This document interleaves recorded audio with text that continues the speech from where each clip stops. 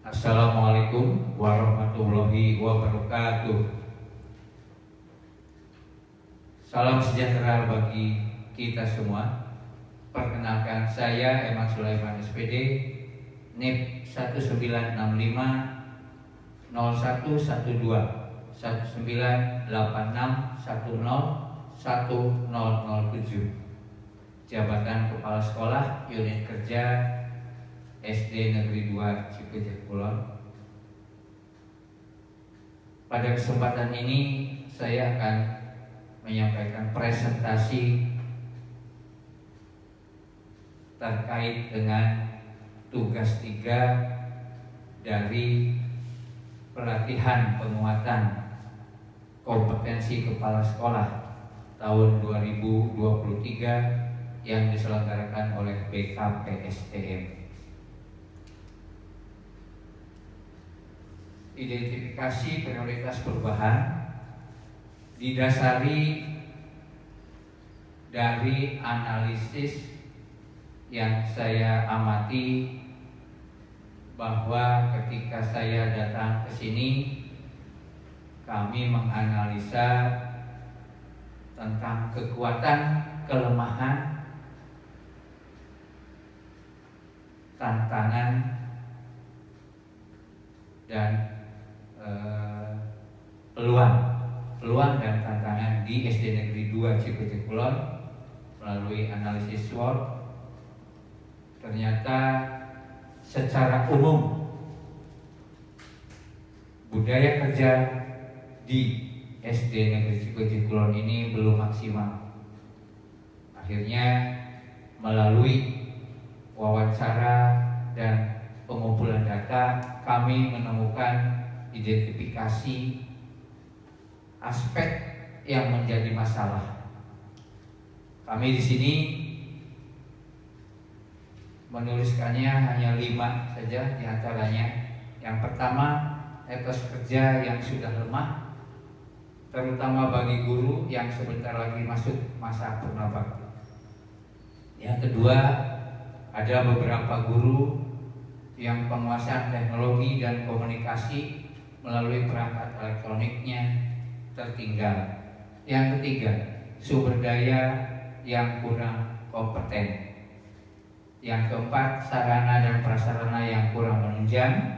Dan yang kelima, kurangnya motivasi untuk selalu mengupgrade diri, mengikuti perkembangan dan perubahan kompetensi. Tujuan perubahan. Kepala sekolah sebagai agen perubahan berkewajiban untuk menciptakan situasi dan budaya kerja yang efektif, inovatif, nyaman, dan bermanfaat bagi keseluruhannya. Selain itu, lebih fokus lagi untuk mengubah masalah yang ada saat ini.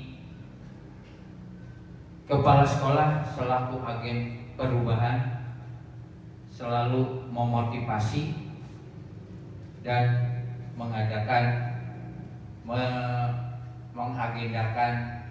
perubahan. Di antaranya untuk saat ini hanya 2. Yang pertama, diharapkan bagi guru-guru yang mempunyai masalah dengan yang tadi disampaikan, ini didorong untuk dapat mengoperasikan aplikasi Canva untuk membuat media pembelajaran dalam waktu 4 kali pertemuan. Ini tujuan utama perubahannya.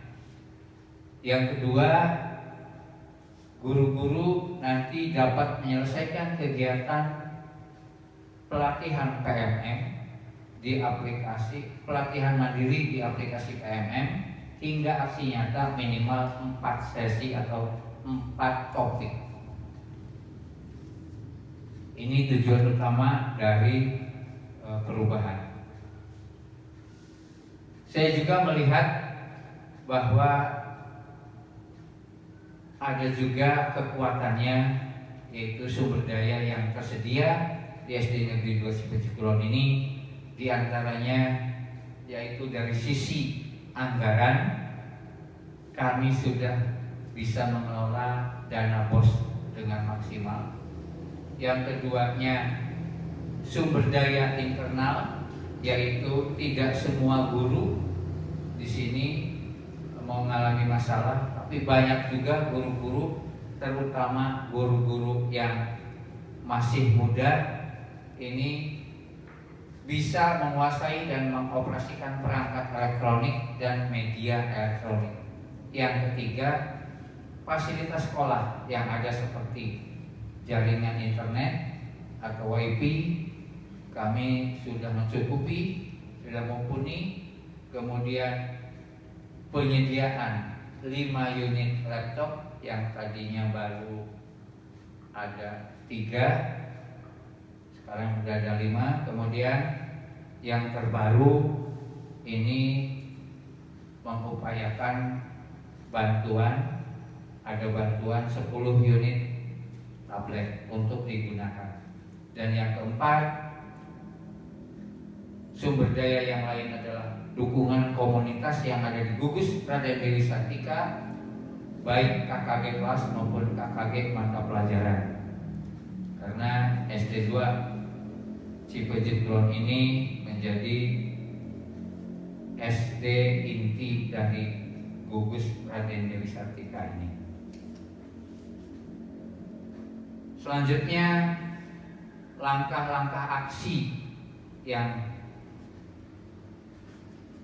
dilakukan, diantaranya yang pertama melakukan sosialisasi kepada seluruh warga sekolah tentang rencana aksi perubahan dengan menyamakan persepsi dari visi perubahan yang sudah disepakati bersama.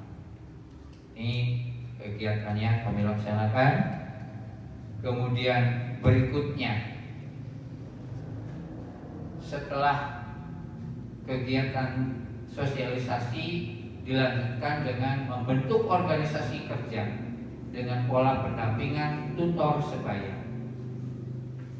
Kita lihat di sini di atas saya sebagai penanggung jawab kepala sekolah.